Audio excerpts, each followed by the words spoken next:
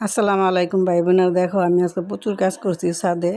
আমি যে নিচনে থেকে এক বালতি এটার ভিতরে বালি, মাটি, গোবর আর এগুলো কি আপনার ছাই, এগুলো সব একসাথে মিক্সার করা আমি নিচনে থেকে উঠাইলাম। আমি এই জায়গায় ডাটা বুনছিলাম আগে, এই ডাটাগুলি নষ্ট হয়ে গেছে। আমি সব পরিষ্কার করে আবার ফিরে আমি ডাটা বিছি আর লাল শাকের বিচি ফালাবো। ছোট ছোট থাকতে আমরা খেয়ে ফেলবো।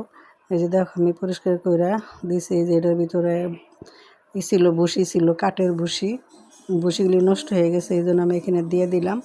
দেওয়ার পরে যে এখানে মাটিগুলি দিতেছি, এটি দিয়ে পুরোটা একসাথে মিক্সার করে পুরোটা ছড়াই দিব।